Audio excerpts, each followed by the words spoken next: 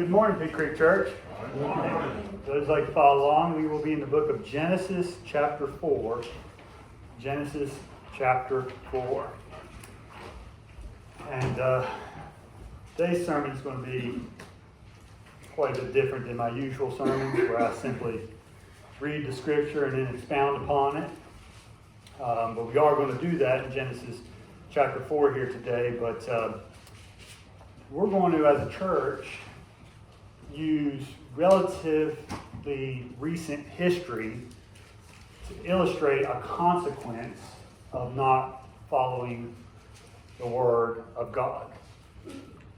And sadly, today's lesson, I know the realities of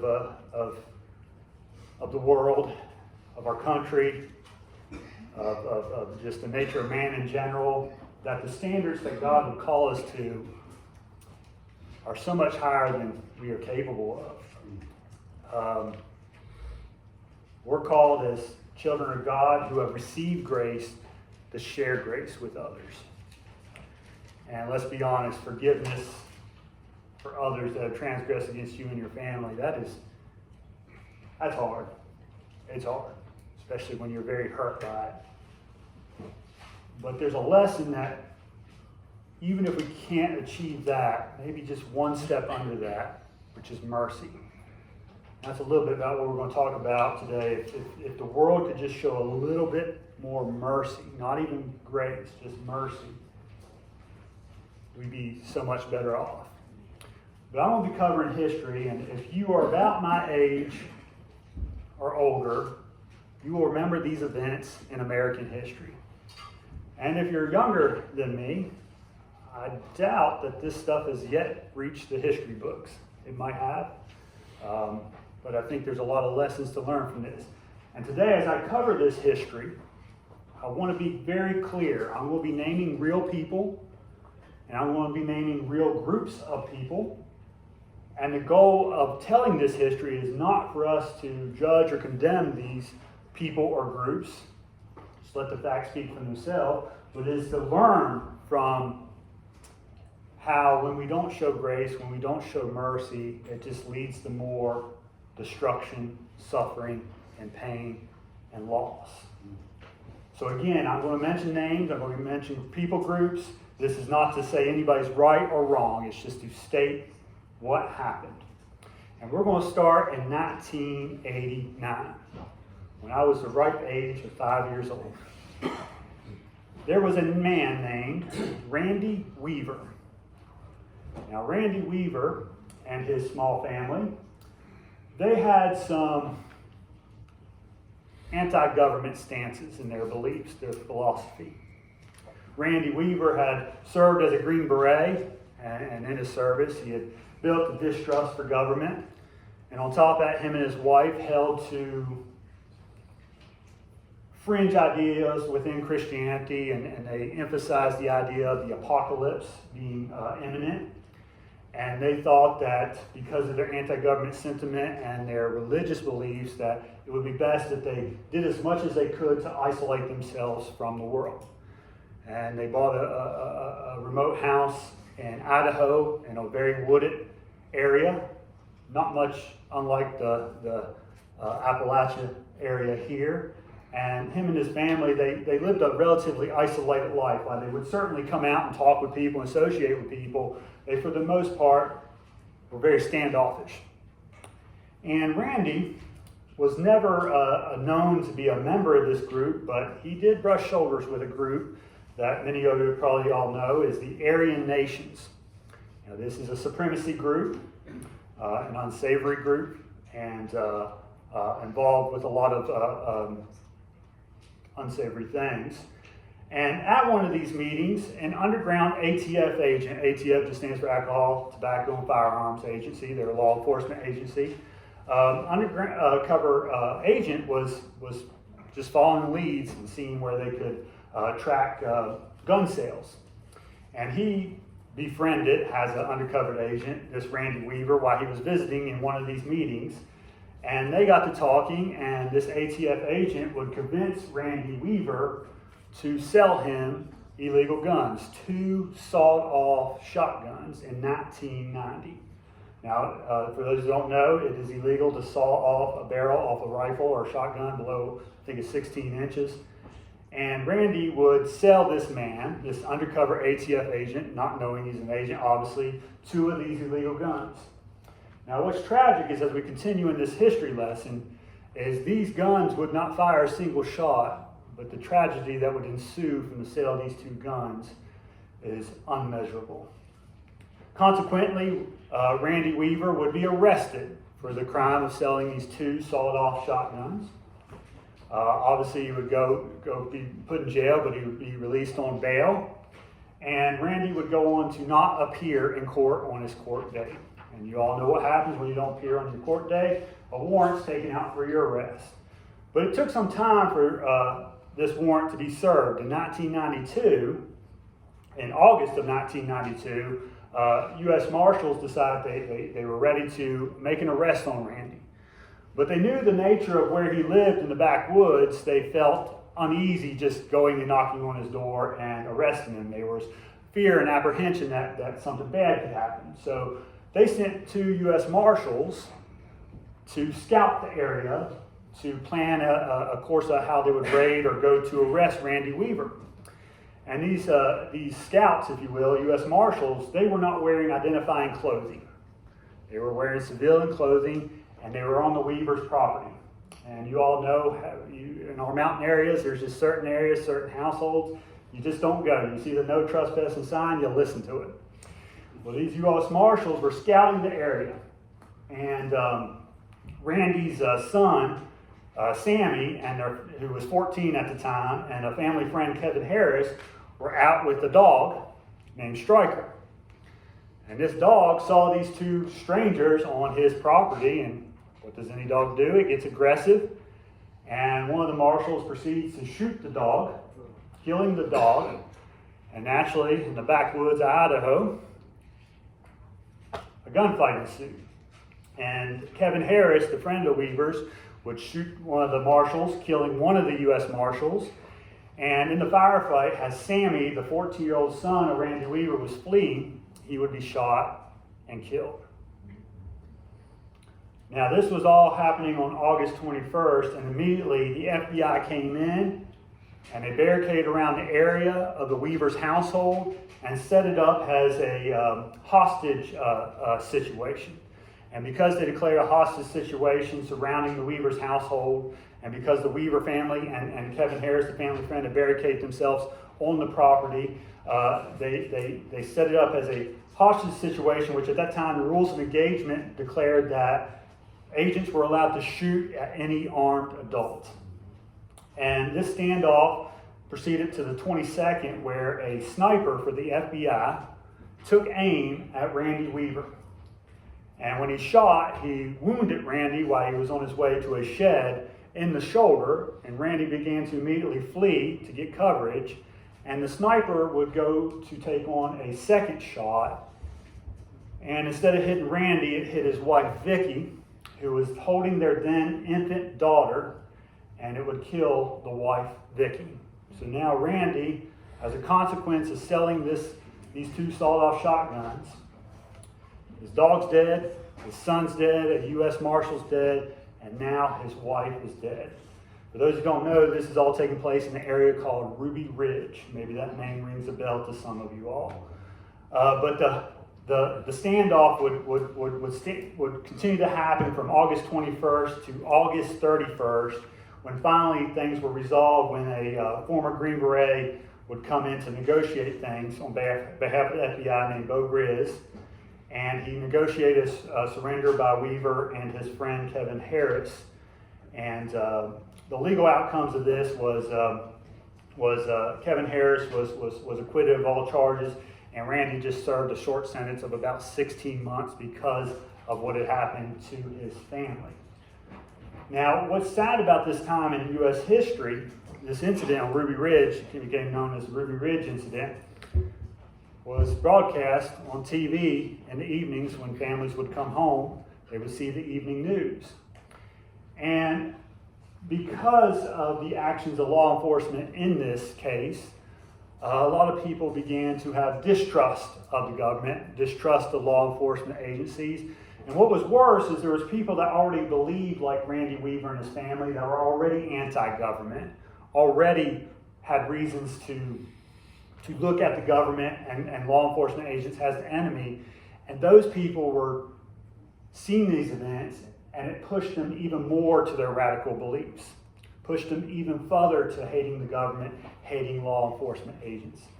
And we saw a swell in that time of militant groups, Aryan nations, and other militia-like groups that became emboldened to take action against government.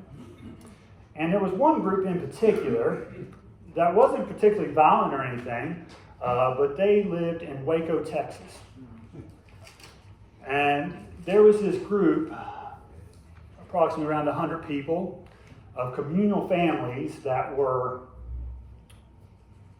I'm trying to say it in a nice way, fringe belief Seventh-day Adventists. Again, just like the Weavers, they had a warped view of Christianity and religion, and they emphasized the apocalypse. They emphasized the imminence of the apocalypse, and they viewed the government as their enemy. And when they saw what happened at Ruby Ridge, it reinforced their preconceived beliefs of the government and the world being against them. And much like the Weaver household, this group called the Davidians, led by a cult leader, which is the exact description of Jesus Christ in Sermon on the Mount, of a wolf in sheep's clothing, this man named David Koresh. He had falsely led these people to believe the apocalypse was imminent, that he was the Messiah, and that the world was their enemy, and they need to prepare for apocalypse, for this war with the enemy.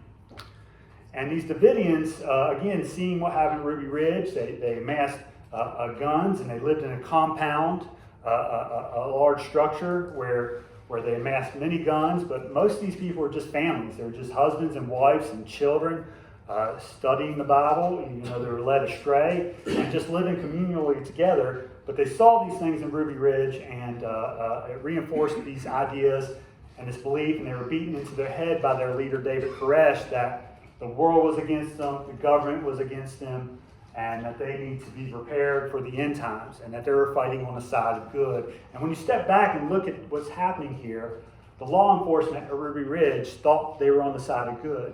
The Weaver household thought they were on the side of good. The Davidians that we're talking about in Waco, Texas, thought they were on the side of good. Everybody thinks that they're on the side of good, and the people bringing them harm are the enemies. Well, on the flip side of the coin, the ATF, their public image was hurt dramatically by the incidents of Ruby Ridge. And most law enforcement agents are good people. They want to do good. They want to protect people. That's why they get in the job. And the ATF said, how can we get back in the good spotlight with the American people?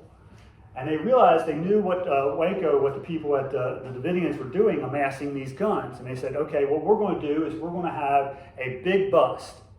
And we're going to show, hey, we're finding these militia groups, we're exposing them, we're taking all these guns off the street. We'll show America we're the good guys. So the ATF planned on raiding the compound called Mount Carmel, where the Davidians were in Waco, Texas. And they planned to do this on February 28th of 1993. Yes, 1993. And they were so happy to do this because they were looking to put themselves in a good spotlight, and they would call this operation Showtime.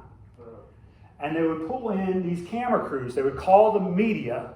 So the news was on standby before they were about to raid this compound in Waco, Texas, and they want the media to have these cameras on them, showing them busting up this operation, exposing all these guns and taking them off the street, because it would paint them in a good light. So the news was there.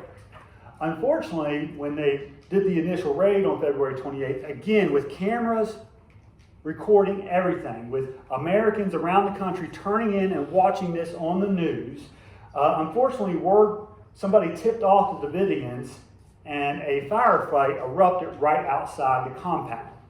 Now, there's arguments and debates who shot first, but for the purposes of today's lesson, it doesn't matter. In fact, if you worry about who shot first, you may miss the point. But unfortunately, that day on February 28, 1993, 4 ATF agents would lose their lives and 6 Davidians would lose their lives. And David Koresh would be wounded in that firefight. But that would begin a standoff for 51 days between the ATF and the Davidians, and the FBI would, of course, come in as well. And all this while camera crews are recording all this. Every day Americans are coming home from a long day of work or school, and they're turning on the evening news, and they're seeing the standoff between seemingly these lost cult members, the Davidians at Waco, Texas, and materialized FBI and ATF. They literally had tanks in there. They had pulled in a whole command center there. And for 51 days, this standoff would occur. And unfortunately, it didn't look good. It didn't look good because the FBI would use tactics like psychological warfare. They would blare loud music at night to keep them awake all night. They would cut off their utilities, water. They would cut off their supplies of food. They would do all kinds of things with the goal of forcing them to give up and surrender. But again, what they didn't understand is the Davidians had been raised and taught that these are their enemies, that they're standing with God, and that's what they're prepared for. So they saw this as the apocalypse.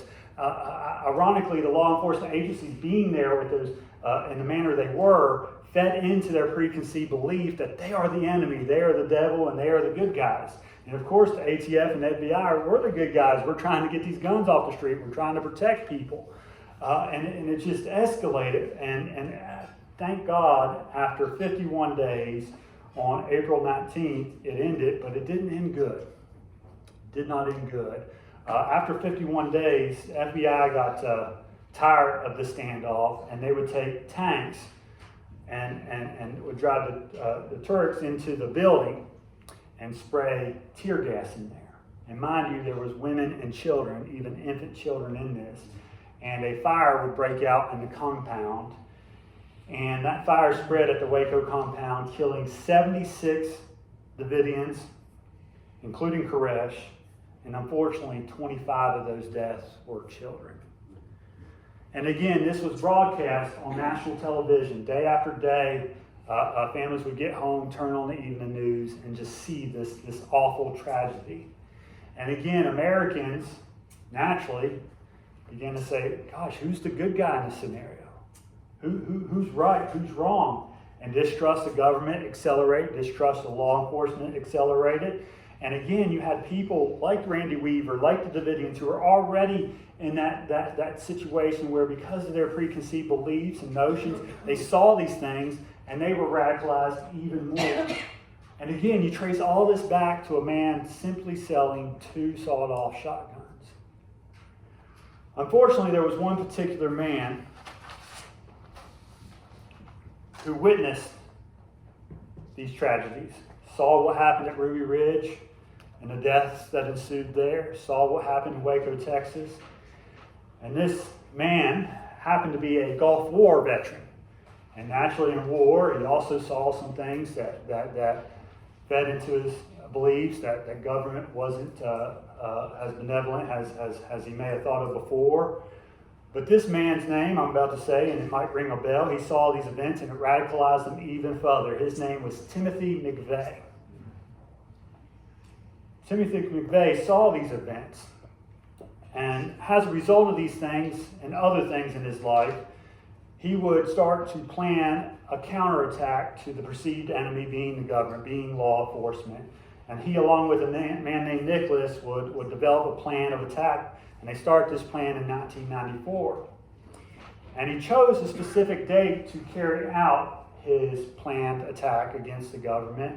And he chose 1995, April 19th, which marked the 2-year anniversary of the siege on Waco.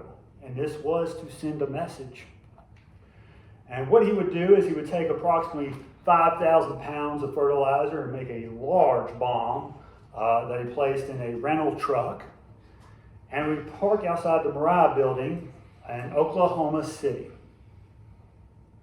Now, this building housed several government agencies, and that's why he chose it. It housed the ATF, the FBI, and the DEA. Again, Timothy McVeigh saw this as a symbol of government, of law enforcement, and all that he stood against. And he would park that truck out there on April 29th and detonate the bomb, and it would take 168 lives. The largest domestic terrorist attack in American history. And this would include 19 children who were children of the workers there placed in the daycare. It would also injure over 600 additional people. And the damage was so great it damaged 324 buildings adjacent to the area and caused $652 million in damages, and that's in $95. So, we can trace all these things back loosely to that simple event of Mr. Weaver selling 2 sawed-off shotguns to an ATF agent. And things escalated from that point, and it all culminated in 253 deaths.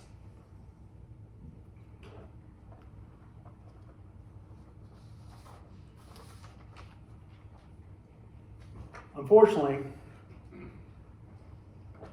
I see this pattern continuing. And again, as we read through that history, there's plenty of blame to spread around. But there's something dangerous when we try to seek justice, being flawed people ourselves. Did a sermon a while back ago, part of the Sermon on the Mount, where Jesus says, "Judge not, lest ye be judged. For whatever merit you judge others, it will be judged against you." And if I, being an imperfect person, just want to seek ultimate justice, I might be working against myself because I'm not perfect. I've sinned, I've transgressed. So God calls us to a higher standard. And I think there's a lesson to be learned in chapter 4 of Genesis that I think goes unrecognized. And we're going to start at verse 9. But simple background. You all know how the Bible begins. God creates the heavens and the earth. He declares everything good. And the pinnacle of his creation is mankind, is Adam. He creates man in his image. And Adam and Eve both walked in paradise earth, in the Garden of Eden, in the presence of the eternally great and glorious God. We had everything. And Adam and Eve were immortal beings, would always exist and always have life as long as they remained loyal to God. But we know the story. Adam would sin and transgress against God. Sin is merely doing something apart or against God and his will. And he would eat of that forbidden fruit of the tree of knowledge of good and evil. And as a consequence, Adam was cast out of the Garden of Eden, out of the presence of God. He would have to work in this fallen world and would eventually die. But later on, Adam and Eve would have children, Cain and Abel. And something major happens here in chapter 4.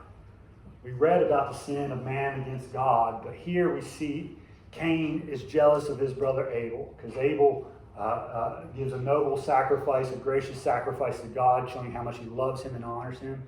And Cain is jealous of his brother, so Cain kills his brother Abel. So we see the first sin of man against God, but here we see the first recorded sin of man against man. Man has taken another man's life. Now, the natural recourse for this is justice. A man takes another man's life. Justice says an eye for an eye and a tooth for a tooth. Cain's life needs to be taken. But look how God deals with this.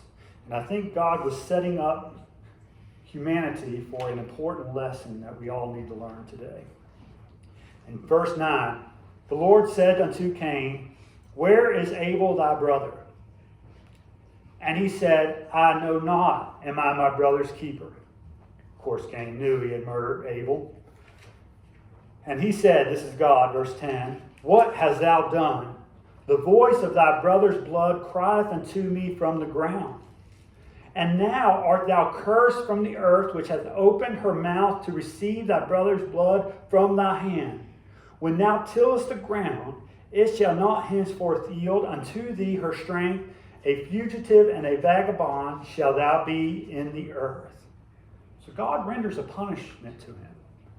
Now it's not the punishment you would expect.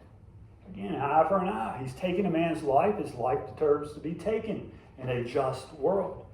But instead, he's made him a vagabond. He's cast out from his family. He's basically called to leave. And he tells him how his life is going to be difficult.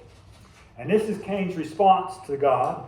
Cain said to the Lord, my punishment is greater than I can bear. Behold, thou hast driven me out this day from the face of the earth, and from thy face shall I be hid, and I shall be a fugitive and a vagabond in the earth. And it shall come to pass that everyone that findeth me shall slay me. Cain knew he was going to be cast out into this world. And he knew society would view him as what he was. He was a murderer. And it would be known by all people what he had done. And Cain knows that God sent him out into the world, that he's going to be seen of other men, and they're going to say, that's the man that killed that good guy Abel. He deserves to die. I need to take justice in my hands and take his life. Maybe Seth's kids grow up and say, our Uncle Cain killed our Uncle Abel. We need to take vengeance upon him. Cain knows that eventually in society people will take his life. They will demand justice. They will demand righting this wrong. And this is how so many people think in this world. Now this is what the Lord does. The Lord said to him, therefore, whosoever slayeth Cain, vengeance shall be taken on him sevenfold. And the Lord set a mark upon Cain, lest any finding him should kill him. What God did is he showed mercy to Cain. But that mercy he's shown to Cain wasn't just for Cain's benefit. Sure, this mark of mercy saying anybody sees Cain, if they take justice in their own hand, take his life, if they take vengeance in their own hands, God says he'll punish them sevenfold. So it seems that he's protecting Cain, but the reality is he's protecting all of us.